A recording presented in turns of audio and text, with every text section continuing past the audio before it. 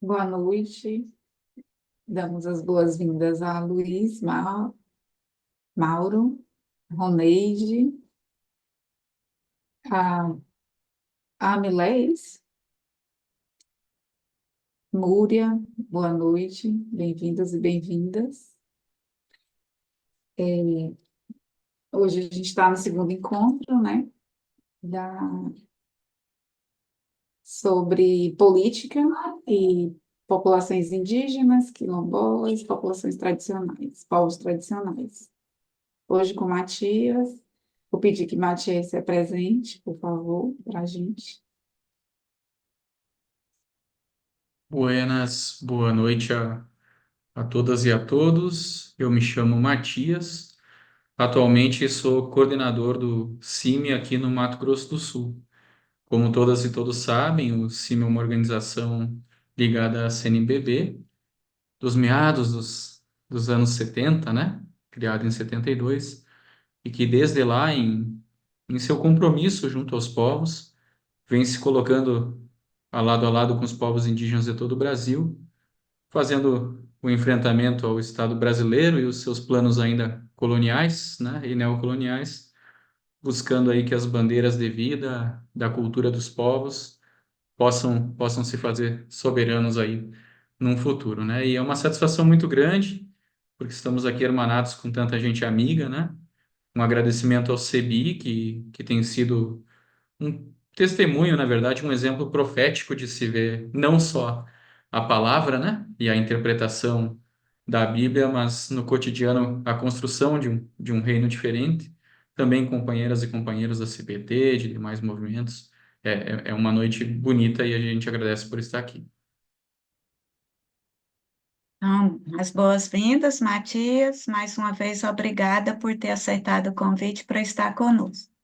Como a Carol já começou a dizer, esse é o nosso segundo encontro, em que a gente vai continuar os diálogos sobre profecia e sustentabilidade, a partir dos povos originários e quilombolas. Então, essa noite, o Matias conosco é uma partilha de experiências e vivências enquanto missionário do CIMI, nos provocando como os povos indígenas são sinal de profecia na resistência e na luta cotidiana.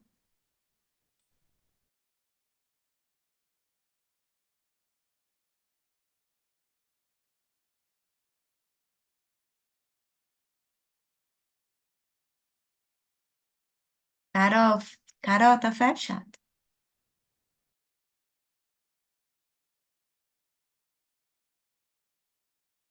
Semana passada, no nosso encontro, é, todo mundo estava aqui, estava Núria, Roneide, Luiz, e a gente quer saber de quem estava, o que foi que repercutiu no corpo, o que que ficou na mente em relação ao que foi dito na semana passada.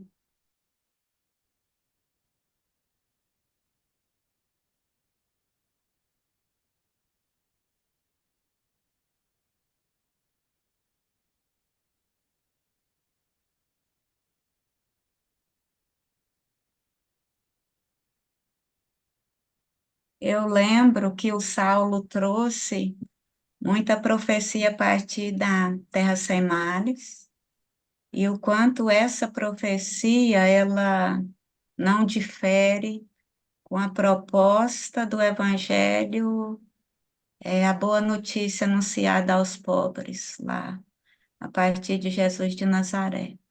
Eu lembro dessa partilha do Salmo.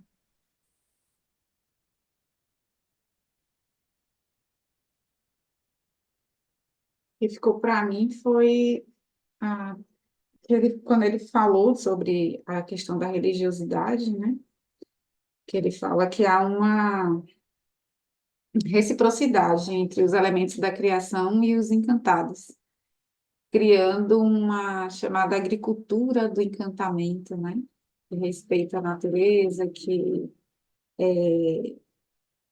se vê como parte da natureza, né? E não como o ser humano ser à parte, né, da natureza, separado.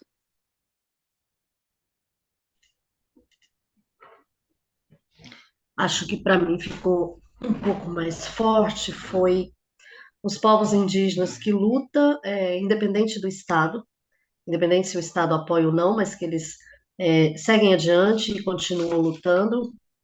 E também aquela ideia que ele fez, que a gente foi fazendo a própria associação com o Gênese, de que nós nos colocamos à frente da natureza, à frente da criação, né? E os povos indígenas não. Eles colocam em primeiro lugar a natureza e não o individualismo. E aí, quando a gente olha para o livro do Gênesis, percebe que realmente a criação veio primeiro, o ser humano veio depois.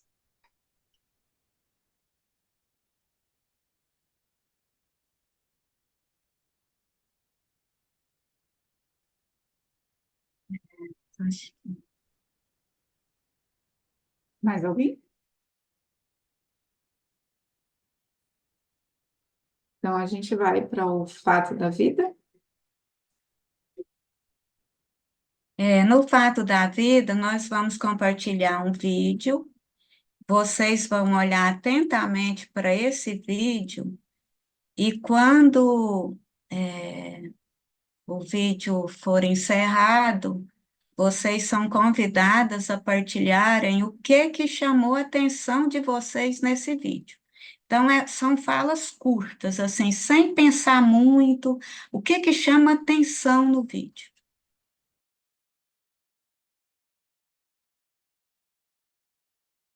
Agora a gente escuta um texto bíblico, profecia de Isaías e Miqueias, para iluminar essa nossa vida, né? Vamos ver.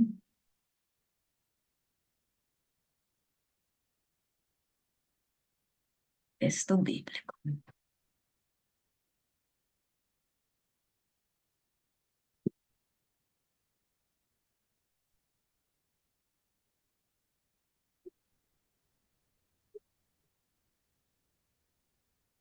Profecia de Isaías e Miqueias. Ai dos que ajuntam casa a casa, reúnem campo a campo, até que não haja mais lugar e fique como únicos moradores no meio da terra. Ai daqueles que planejam maldade, dos que tramam o mal em suas camas. Quando alvorece, eles o executam, porque isso eles podem fazer. Cobiçam terrenos e se apoderam deles, cobiçam casas e as tomam. Fazem violência ao homem e à sua família, a ele e aos seus herdeiros. Vocês atacam o meu povo. Além da túnica, arrancam a capa daqueles que passam confiantes, como quem volta da guerra. Vocês tiram as mulheres do meu povo de seus lares agradáveis. Vocês removem a minha dignidade para sempre.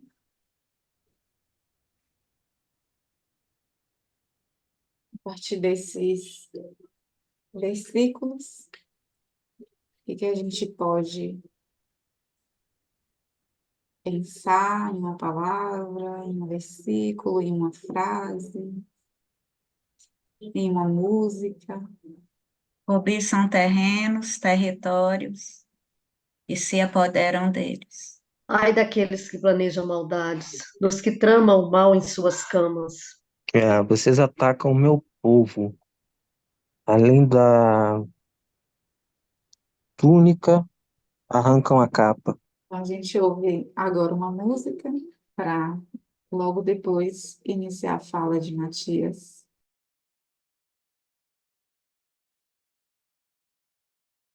Matias, com você, a palavra.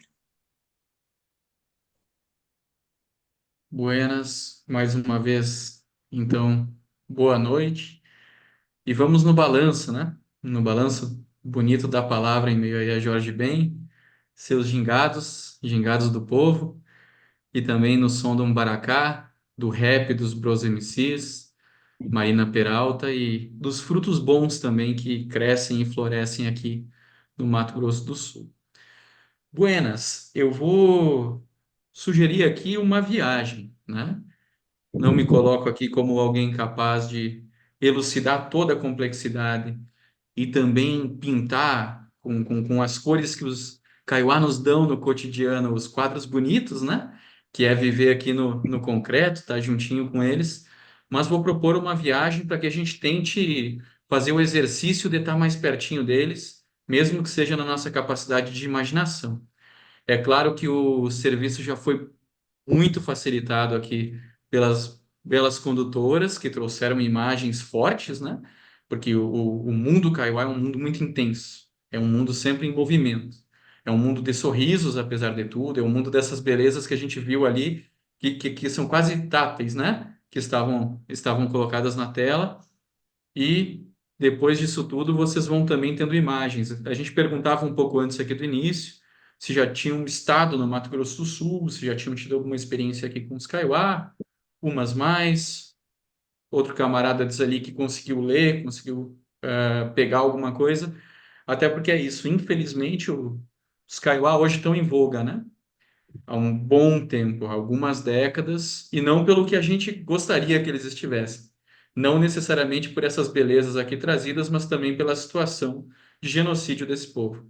Através da situação Kaiowá, eu vou tentar elucidar um pouquinho da situação geral e vou marcando o tempo, dou umas olhadinhas aqui para baixo, por conta de não também extrapolar, e eu não quero falar só das mazelas, eu quero chegar nas profecias e também deixar um alerta sobre a conjuntura de hoje, né? O que estamos enfrentando no Brasil nesse momento, que vai certamente se debruçar aí sobre o mundo Kaiowá.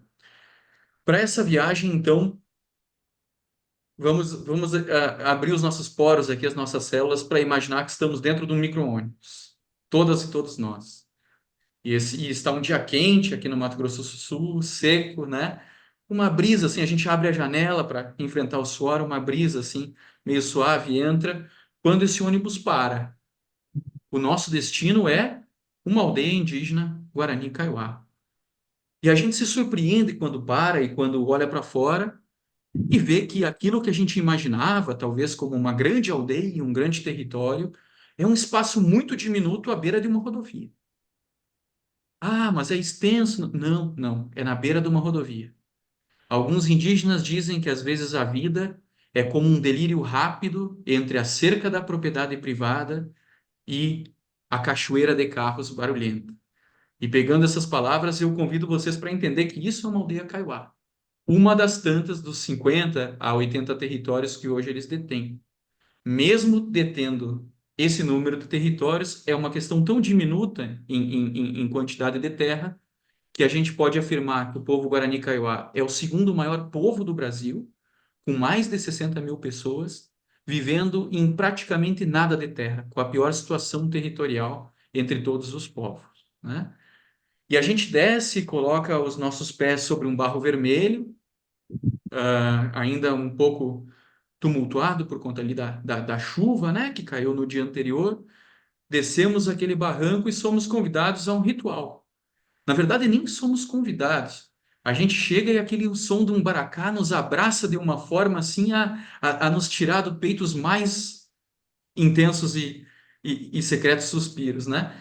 Vem com um som que nos engloba. Eu acho que todas e todos, quando ouviram ali a música, os processos, as manifestações, sentiram um pouquinho do que a gente está falando. Então, as crianças na frente, com sorrisos ofertados gratuitamente, né? De uma maneira tão bonita. O rezador e os rezadores, as rezadoras e os rezadores, as Inhandeci e os Inhanderu, batendo o seu taquapã, então aquele som tum, tum, tum, vai alicerçando a batida no nosso coração e o Zumbaracá, então, nos abraçando. Somos convidados ao centro e conseguimos ver algumas coisas nesse pequeno território. Existem plantas lá, poucas plantas, é verdade, mas que contrastam com o redor que é completamente monótono. Existe lá um urucum, e a gente entende de onde vem a pintura dos indígenas. Existe lá algumas mandiocas, existem lá algumas frutas, existem algumas abóboras, alguns porungos, né, nesse cenário. E ao redor dele, né, ao redor desse processo, contrastando, há nuvens, né? A gente vai chegar nisso. Nuvens e aviões passando por cima desse pequeno território. Então, o que a gente chama de xamã, o que a gente chamaria de rezador, o que aqui nós vamos nominar como Nhanderu, ele pergunta se a gente voluntariamente quer fazer uma viagem sobre o território e a situação para entender os Guarani Kaiowá. A gente aceita, afinal fomos ali para conviver e aceitar de bom grado o que ele nos traz, e ele começa então a entoar uma reza. Aos pouquinhos palavras como Tecô de Ojá, como um baretê, como um borrapã, e tudo começam a circundar na nossa cabeça e a gente levita, né? E levitando, então, nós vamos lá para cima, para olhar esse imenso território. Nos assustamos porque o que já parecia pequeno, à beira da rodovia, fica praticamente minúsculo. E até onde os nossos olhos enxergam, existe um monomundo. O mundo onde nós estávamos, apesar de pequeno, era completamente plural, completamente rico, com cores, né, de amanhecer e entardecer, e o mundo que a gente olha ao vasto é monocromático, monológico, né, aquilo que vem da questão do agronegócio.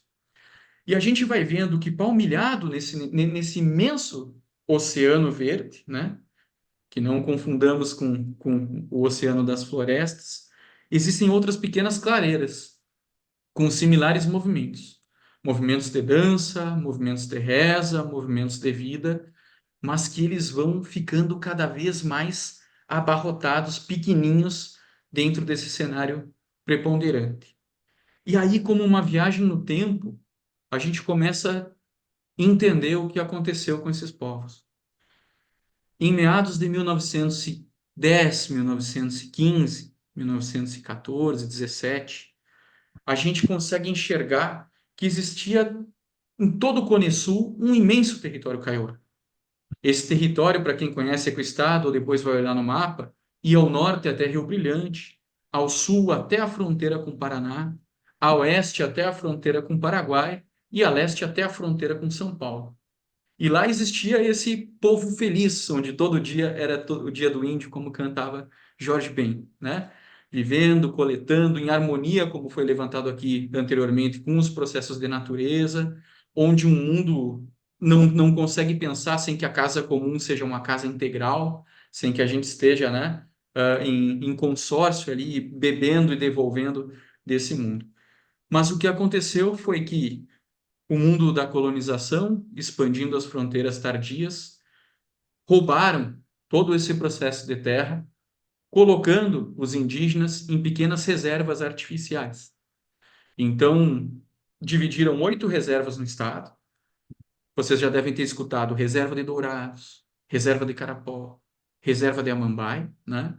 E para essas reservas, como se fosse, não obstante, uma partilha da África, inclusive as intencionalidades são muito parecidas, foram se levando para lá todo o povo, arrancando dessa felicidade, né, do territorial onde estavam e confinando nesses pequenos espaços. Desde o primeiro dia que isso aconteceu, o povo Guarani Kaiowá, que entende a luta como uma luta que se dança e reza a sério, passou a buscar o que eles chamam de tecorrá. Tecorrá é aquilo que a gente chamaria de aldeia. Mas na concepção deles, há uma questão muito cara para se entender na palavra tecorrá. Tecorrá é o lugar onde se pode ser. Tecorrá é o lugar onde se pode viver como nós somos. Longe do Tecorrá, uma liderança, uma vez numa incidência em Brasília, lutando pelos seus direitos, disse: Vocês nos querem mortos? Pois bem, nós estamos mortos, mas nós seremos como fantasmas que assombrarão a história do branco pelo resto dos seus dias. Eles não estavam falando de uma morte física, como em 2013, muitos de vocês podem ter visto também, naquela carta de suicídio coletivo, assim foi interpretado lá de Pielito Cue, que fez com que uma grande onda na internet colocasse do lado dos seus nomes o nome da pessoa Guarani Kaiowá, o nome da pessoa Guarani Kaiowá. Mas lá naquele tempo, o que eles estavam dizendo é: nós precisamos fazer uma luta apaixonada de volta para onde está o nosso Xiru, o nosso ponto espiritual com o mundo, para lá poder voltar a ser, nem que nessa trajetória nos gere a morte. E aí você entende a beleza e a complexidade de um povo que quando parte para a luta final, a luta derradeira do seu território, não pensa que pode matar, mas tem certeza que pode morrer, ou que vai morrer. E então se prepara para esse abandono da terra, pedindo a seus encantados, vejam bem, que nos cuidem bem, e que nos cuidem com carinho, e que cuidem dos traços do mundo com o melhor que possam colocar. Desde o primeiro momento onde essas reservas foram feitas, o Estado chegou aqui e foi levando os indígenas daquele jeito que a gente conhece, com caminhões, com violência, com coerção, e levando eles para dentro dessas pequenas reservas.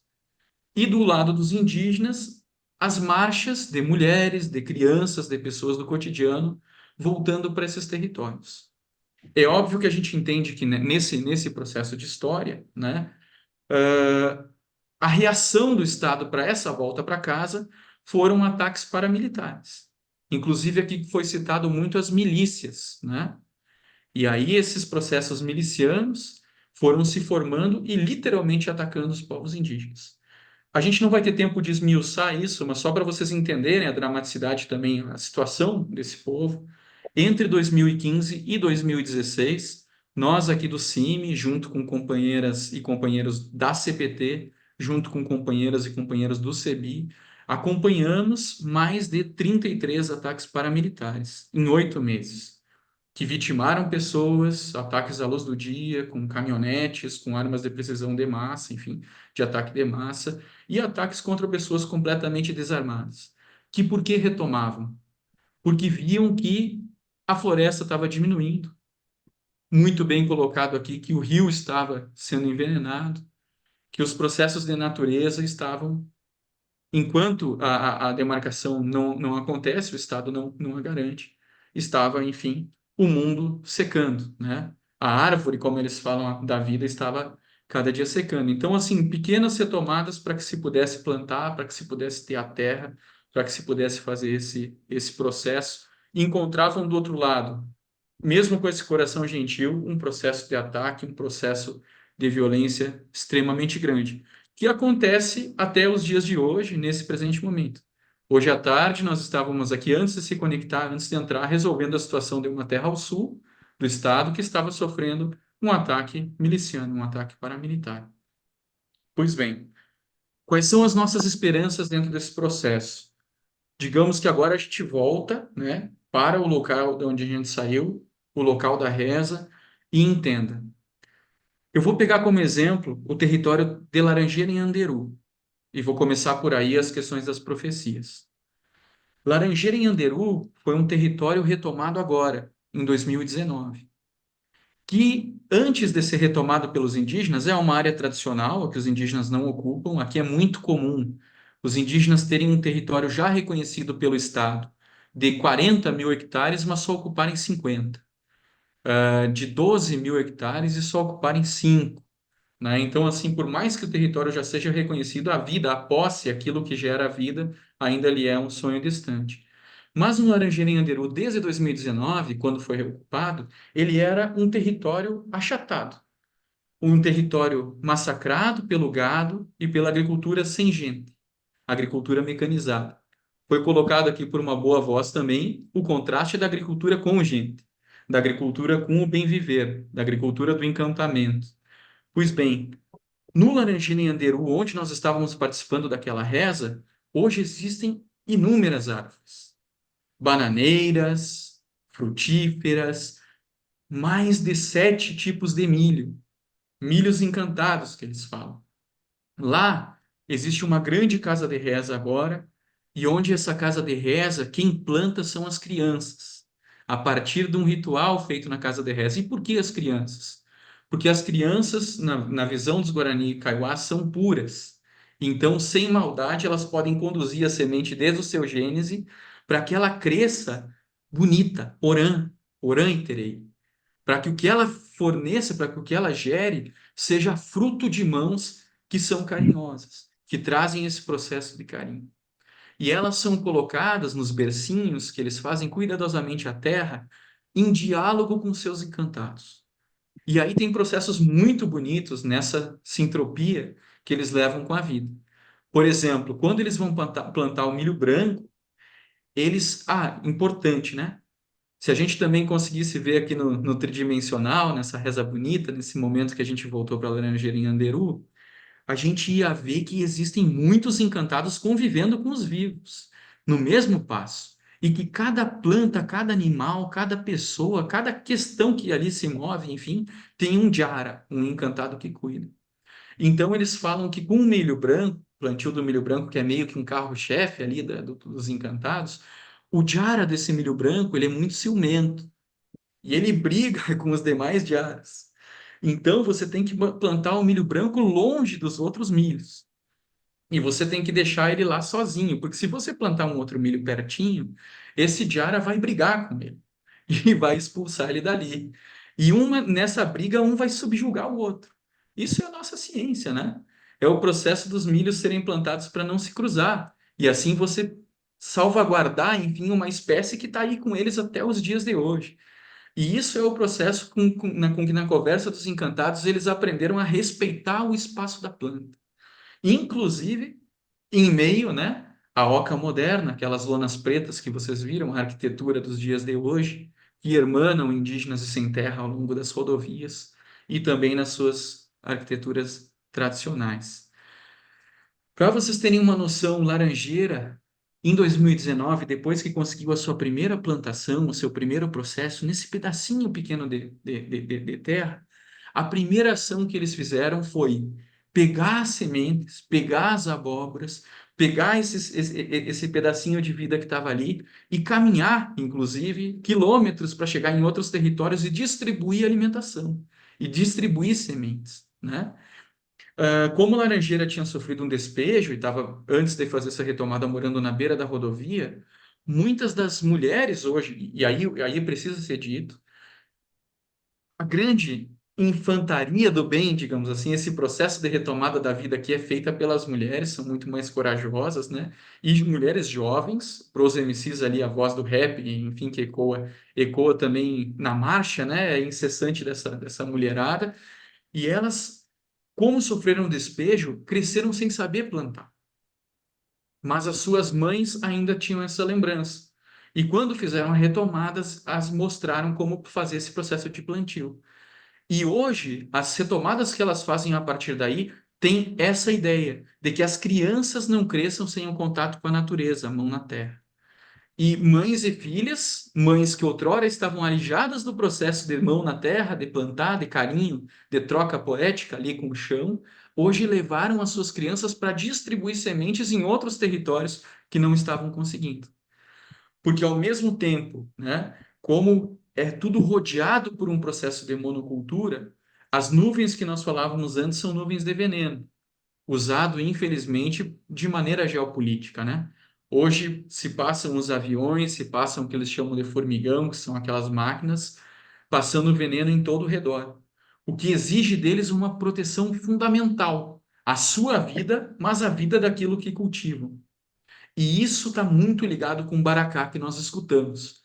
Para o povo Guarani Kaiowá, não existe um momento de reza, não existe um momento de rito. Jesus, enfim, a igreja não é aquilo que se dá corda aos domingos, né? E depois se esquece. Eles têm o processo de reza em todos os momentos do seu dia, em todos os processos do seu dia. E a grande questão que faz com que eles resistam a essa adversidade é o processo espiritual. Junto às companheiras de Laranjeira, que hoje conseguem ter o mínimo de uma soberania solidária, que é entregue a cada um desses focos, que vai resistindo, sofrendo ataques paramilitares, sofrendo ataques químicos, a gente tem vários exemplos. Por exemplo, o exemplo do seu Ataná. O Ataná era um rezador que faleceu com cento e pouquinhos anos, né? E ele era um Raixacara, ele era uma pessoa a quem se dava o crédito de conseguir fazer coisas extraordinárias do mundo dos encantados na vida. E uma vez nós, sentados com ele, enquanto missionários, perguntávamos para o Ataná como é que eles conseguiam viver da maneira que ele vive. Era uma lona preta, sol, um espaço desses diminutos, uma vida assim que se a gente pensar em ficar lá 2, 3 dias já nos dá uma agonia. E o Ataná nos respondia com muita tranquilidade. O Kaiowá, ele tem um compromisso com o futuro. A gente vê o Teco-Haram. A gente sabe como foi, a gente sabe como é, mas a gente projeta o que virá. E o que virá já está escrito em palavra, que há de se fazer carne, em outras palavras aqui, e há de se fazer vida. E a gente conversando com o Criador, sabe que o amanhã trará. E aí, nesse processo, uma vida, uma projeção apaixonada daquilo que precisa ser, que é o que brota esse processo, enfim, de resistência, né, ao território.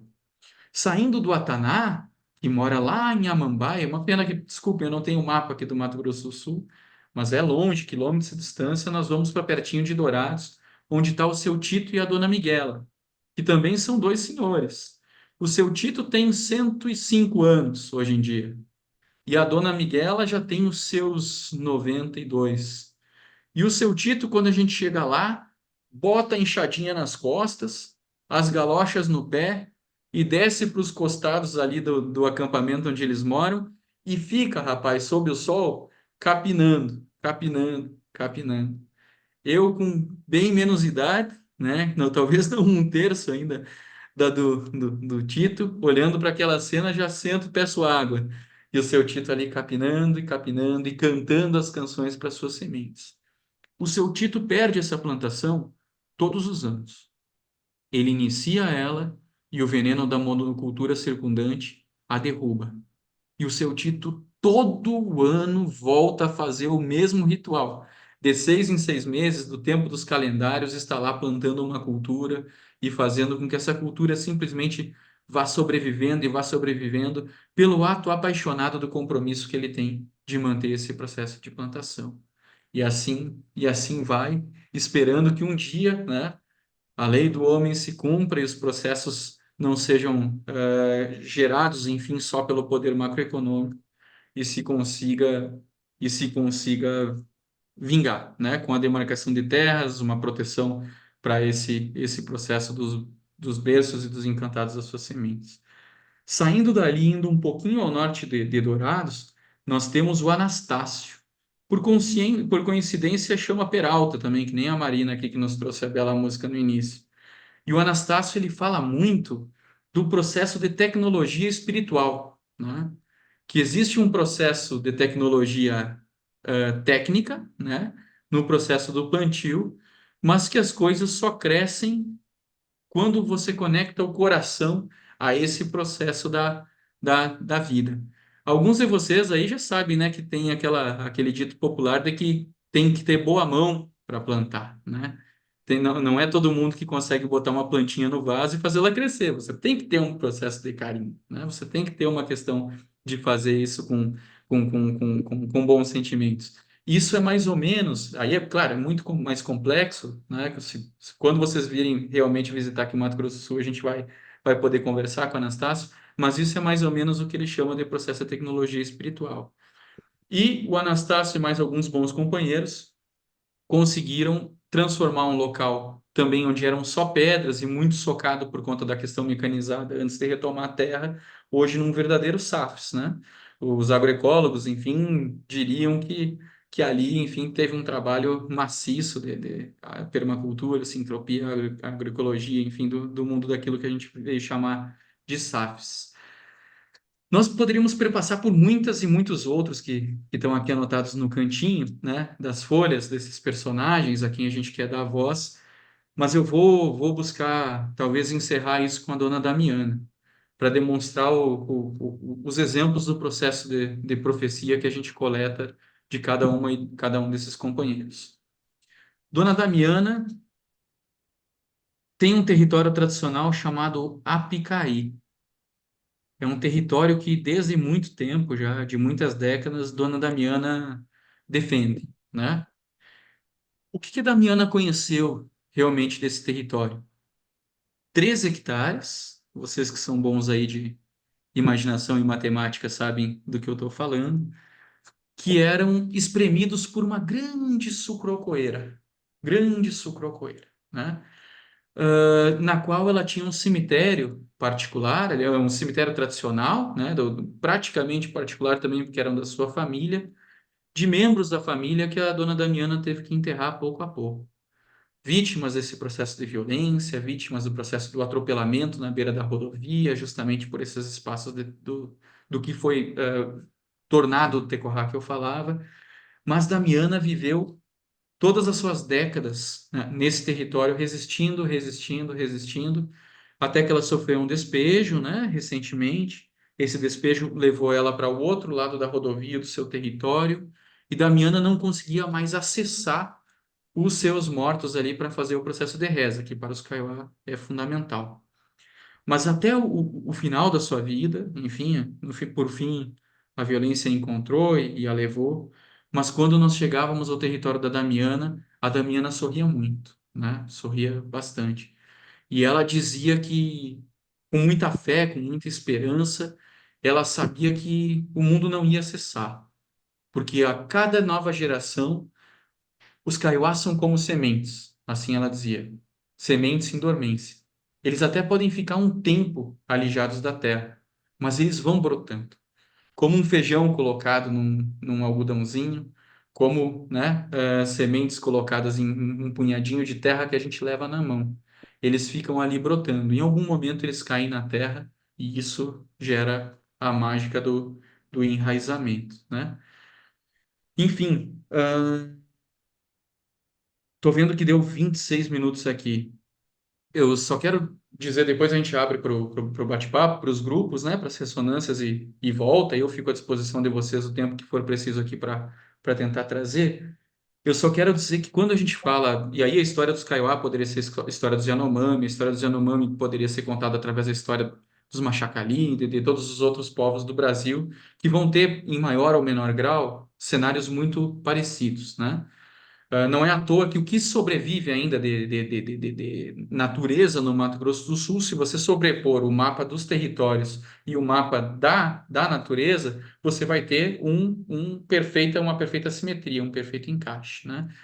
Porém, o movimento indígena vem dizendo, ano após ano, de que este momento, o momento que nós vivemos hoje, é o pior momento que os indígenas vivem desde o processo de colonização, porque nunca se teve tão pouca terra, nunca se perdeu terra tão vertiginosamente e nunca o próprio sistema político brasileiro teve tão dominado pelos inimigos históricos do povo, do homem e da natureza, né? Se a gente vai ver as bancadas, se a gente vai ver quem habita hoje o Congresso Nacional, quem está hoje colocado, apesar de ter derrotado, né, um governo complicado, um governo fascista e hoje ter lá uma redemocratização, nós temos ainda nos meandros de poder, em especial no Congresso, essas pessoas adversas, né? À vida e aos territórios.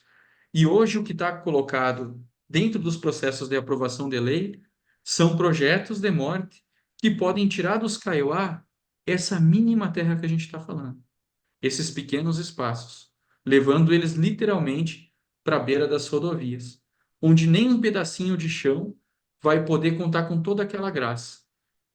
Voltando para as imagens que a gente viu antes, naquela cantoria, naqueles processos, lá a gente nota que os sorrisos das crianças, mesmo em contraste ali com alguma seriedade de uma pessoa lendo um documento, de um indígena fazendo a menção de um processo de assassinato, como era o que estava se passando naquele vídeo que a gente viu, né? Nos dão uma esperança na qual fazem que o máximo compromisso, enfim, o máximo sacrifício vale a pena, né? Porque cada um desses microterritórios ainda são a esperança de um mundo que chegará. Eu acredito no Tecoharã dos Kaiowá. Eu acredito que eles saibam e que os encantados deles tenham toda essa sabedoria de dizer que esses espaços pequenos onde hoje eles ocupam são os pilares do mundo que haverá de ser. Venceremos esse processo, venceremos esses males, e na figura de cada uma e de cada um que namora, enamora e se encanta com cada pedacinho de chão, a gente vê a esperança, né, e os pilares desse mundo que a gente vai tentando construir. Acho que de provocação era mais ou menos isso. A gente faz uma síntese de no máximo 1 minuto das partilhas do grupo também. A Carol nos distribui. Tá uma musiquinha, tá na hora de partilhar, tá na hora de partilhar. Tá na hora de partilhar, eo. Tá na hora de partilhar. Tá na hora de partilhar, eo.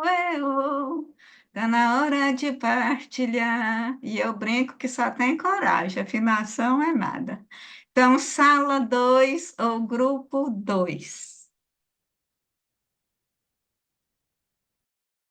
É nós? Ivonete Maria Teixeira, a outra irmã que está usando outro login, né? E Matias. Então, eu vou falar um pouquinho aqui, eles completam. Tô ruim, tô rouca demais. Então, nós falamos da profecia, né, que os povos indígenas nos ensinam, principalmente os guaranis, kaiowás, assim, esse cuidado com a natureza, essa relação afetiva, a questão de não cruzar a semente, né, a confiança que o Criador vai cuidar, vai fazer a parte dele, é, a divindade presente nos elementos da natureza, no sol, na água, na terra, no ar. Eles não estão preocupados com muito, né? Como é a questão do agronegócio, que só quer muito e só destrói, né? E estão na luta, né? Pela vida, pelo planeta, pela, pela terra. E a gente ligou, né? é, com o Gênesis. Mexeu, virou. Nós três falamos tudo da questão do Gênesis, né? O crescer, o cuidar, né? O cuidado da natureza, como que eles cuidam, como que eles protegem, né? Deus que viu, né? Que tudo que fez era bom, muito bom, né? E eles olham essa beleza, né? E vê, é muito bom, mas que, como foi dito, estão no nunca estiveram tão pior, tão ruim como estão agora, né? E nós temos que brigar, nós temos que juntar com esses povos e não descansar, porque é governo Lula, é governo de esquerda, porque a gravidade da situação é muito grande, é muito forte e que se a gente não fizer nada, o governo não vai fazer. Porque às vezes a gente acha, temos agora uma ministra dos povos indígenas, temos um governo de esquerda. Gente, mas né? Se a situação está pior. Então, se a gente deixar passar esse governo, pode ser que nós não elegemos outro e que a coisa vai desandar e que vai ficar muito pior do que já estava, não é? Com o governo do Bolsonaro e quem vem, né? Já falaram de Michele Bolsonaro, não é? A gente acha que esse povo não está forte, mas eles estão muito fortes. E a gente tem que brigar agora, não é para deixar para depois, né? É,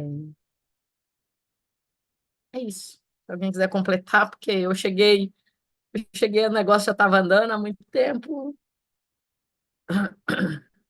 Obrigada, Ivanete. Alguém do grupo quer complementar? Do grupo que estava com a Ivanete, ou já se sentiu contemplada, contemplada? Então, sala um. Quem deu esse nó não soube dar. Quem deu esse nó não soube dar. Esse nó tá dado, eu desato já. Esse nó tá dado, eu desato já. Desamarra essa corrente, deixa o povo retomar. Desamarra essa corrente, deixa o povo retomar. Salão, ou grupo um. Elma Luiz Roneide Rosivânia.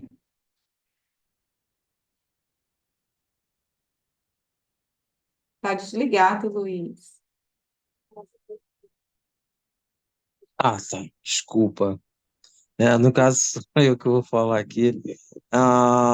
Bom, o grupo está tomado por uma emoção muito forte pelas imagens, pelas palavras, né, que foram ditas.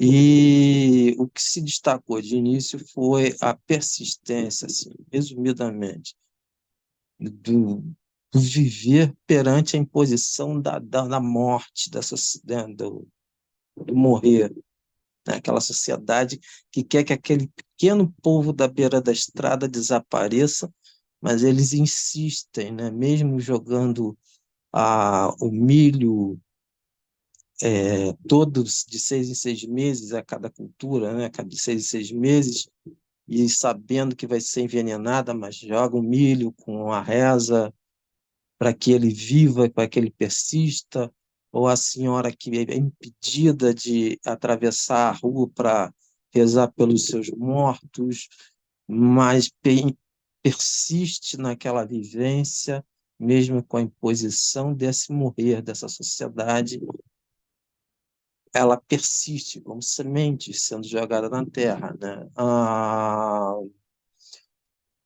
Foi falado do abandono de outros povos, de outras regiões também, que estão completamente abandonados, ah, diminuídos, né? A cada ano as famílias diminuem, é, da, da, da luta pelo marco temporal, que foi em Brasília, e como a gente sabe pouco, né? Como chega pouca informação vamos dizer, dessa diáspora dos povos de indígenas, que essa chega para a gente. Então, quando houve a Marcha para Brasília, a hostilização que as pessoas levavam aos indígenas, aos povos originários, que faziam apenas a luta pela demarcação da terra deles, né? E o momento em que vivemos aí, ah, com bancadas muito fortes, hoje sendo contempladas aí por políticas do governo, até para o governo se manter, e também do conhecimento, né, nosso conhecimento colonizador, como observa o conhecimento indígena, as práticas indígenas, às vezes, de uma forma atrasada, enviesada. Olha, esse conhecimento não é válido. Válido é o conhecimento científico. Esse conhecimento é a superstição. Enfim, foi lembrado o Salmo 126, se eu não estou enganado, né, que seria recitado pela Múria. Eu não sei se eu contemplei a fala de todos, né, mas eu tentei fazer um resumo. Então, nosso grupo, igual o Luiz trouxe, sim, Múria, me senti contemplada no grupo.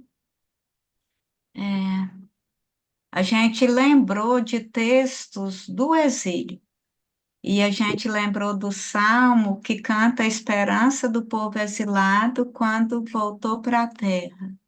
E aí o Salmo que a gente traz é esse. Quando Javé fez regressar os exilados de Sião, parecia que estávamos sonhando. Nossas bocas então se encheram de sorrisos e nossas línguas com gritos de alegria. Até entre as nações se diziam: grandes coisas Javé fez por eles, grandes coisas Javé fez por nós e estamos alegres. Javé faz regressar nossos cativos como as torrentes no Negueb. E os que semeiam entre lágrimas, ou cantam para sementes feito seu tipo, com alegria colherão, ao partir partem chorando, carregando suas sacolas de sementes, e ao voltar, voltam com alegria, carregando seus feixes. Então a gente lembrou essa esperança que o Matias partilhou conosco, assim, também a esperança que move os povos indígenas na luta pelos territórios e pelo direito de ser gente no seu lugar, e de ser com a terra, com, com a Tecoá, é isso, né, Matias? Tecoá. Que é isso, Matias? Matias, você é da educação popular, aí você já tem no corpo que a nossa pretensão não é amarrar nada, mas a partir do que você escutou, o que você acolhe, amplia e, e provoca ainda mais. Primeiro, agradecer demais assim ao espaço, que a gente que está aqui no dia a dia com os povos vai enrijecendo, né? Vai também ficando duro frente à realidade. E se de um lado a gente colhe deles, dos territórios, das resistências, todo esse entendimento e força para seguir, aqui a gente vê que espalhado, feito fogueirinha assim pelo Brasil afora, tem pessoas maravilhosas, né? Que conseguem se sensibilizar e entender a linguagem que eles estão dizendo. Eu acolho e entendo que se, assim como, bom, teria o Krenak para citar, que agora está na Academia Brasileira de Letras, né? Primeiro indígena, depois de muito tempo a ser acolhido aí pela nossa academia, enfim. Mas traria aqui Davi Copenaua também, né? Que diz que há pilares fazendo com que o céu não caia. E esses pilares estão repletos dessa espiritualidade e dessa fé. E tenho certeza que o que vocês trouxeram dentro de cada um dos corações e essa compreensão, né, de que o mundo tá virando para um trilho que a gente não esperava, e mesmo com as esperanças agora de um governo, mesmo com os processos de retomada dos processos democráticos, ainda está longe de ser o que precisaria ser para o povo. Então, compreender que esses pilares bonitos ali, que são pilares de sorriso, sim, que são pilares de vida, que são o esforço máximo pela vida mínima, e só que essa vida mínima é gigantesca e emana calor, e a gente se colocar, né?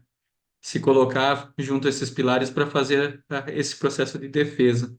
Em cada um, assim, eu sinto esse carinho, né? E é o carinho que a gente leva quando chega no território, é o carinho que faz com que eles se sentem que não estão sozinhos. Convidamos e deixamos o convite para cada uma e cada um que possam vir ao Mato Grosso do Sul em algum momento, batam aqui na porta do CIMI, venham com tempo, para a gente poder pisar lá o território, né? Fortalecer esses votos de esperança, e acho que deixo mesmo esse agradecimento.